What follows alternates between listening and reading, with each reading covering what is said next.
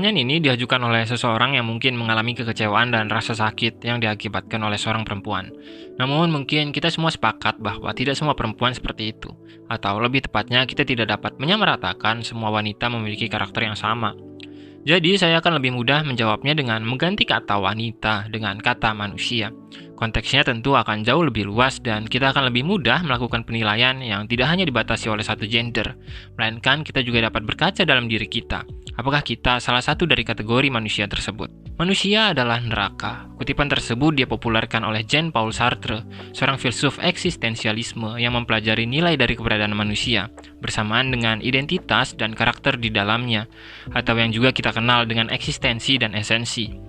Sartre beranggapan bahwa gesekan antara klaim kebebasan yang manusia genggam menyebabkan beragam keadaan yang terkadang menyulitkan bagi seorang individu, yang mana kehidupan dibangun seolah dengan pondasi sebuah kompetisi, yakni ketika setiap orang berusaha menggapai harapannya masing-masing, dan sebisa mungkin menghindari penderitaan dan kekecewaan. Hal tersebut pada akhirnya menyebabkan manusia baik secara langsung maupun tidak langsung melakukan beragam hal demi keinginan yang dimiliki, seperti saling menyikut satu sama lain atau saling menyakiti dan tidak memperdulikan perasaan manusia lain, serta menjalani kehidupan yang didasari pencarian rasa bangga dan rasa untuk diakui. Hasilnya, manusia pada akhirnya terbiasa dengan cara hidup yang dipenuhi dengan kebohongan, pengkhianatan, penipuan, dan beragam tindakan menyalahi moral lain yang dilakukan atas dasar sebuah hasrat dan tujuan yang dimiliki.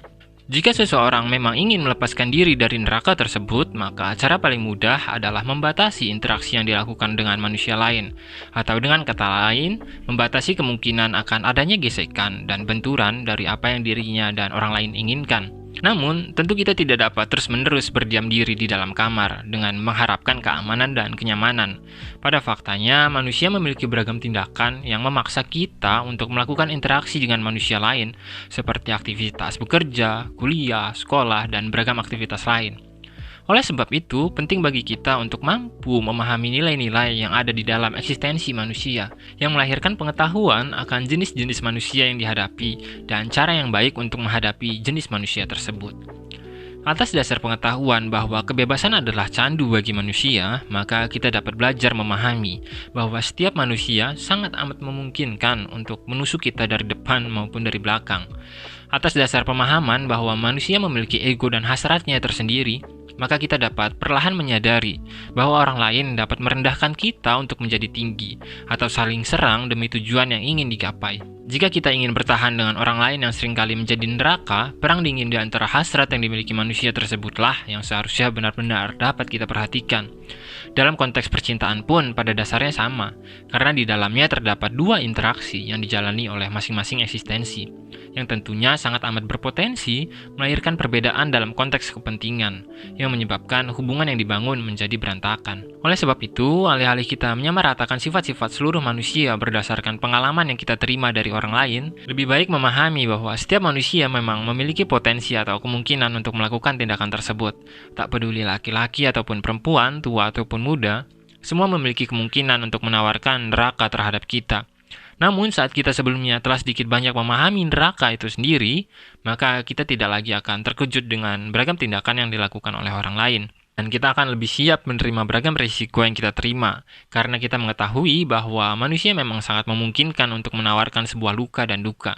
Persoalan dalam kehidupan manusia memang tak ada habisnya untuk dibahas, terutama saat kita menyadari terdapat kemungkinan bahwa orang lain tidak hanya memungkinkan menawarkan neraka, melainkan dapat juga menjadi surga, atau dengan kata lain, seseorang dapat menjadi rumah dan menjadi penyemangat hidup kita untuk terus menjalankan beragam aktivitas dalam kehidupan. Oleh sebab itu, perihal neraka ataupun surga yang ditawarkan oleh orang lain, semua tergantung bagaimana kita dapat mengelola harapan dan memahami kemungkinan-kemungkinan yang dapat ditawarkan oleh seseorang. Dan teruslah mencari pengetahuan tentang keberadaan manusia, karena ada hal yang jauh lebih rumit dari neraka maupun surga, yakni ketika surga dianggap neraka atau neraka dianggap sebagai surga. Atau dengan kata lain, kita terjebak dalam ilusi yang menyebabkan kita bertahan dalam sebuah neraka dan secara perlahan menjauhi surga itu sendiri. Semua itu sangat memungkinkan untuk terjadi ketika kita tidak memahami siapa diri kita sesungguhnya, dan kita tidak mengerti tujuan hidup kita, yang menyebabkan kita terombang-ambing dalam siklus emosi, dan berujung pada kehampaan. Sekian kausalitas yang hening, jangan lupa bantu channel ini dengan menekan tombol subscribe. Sampai jumpa.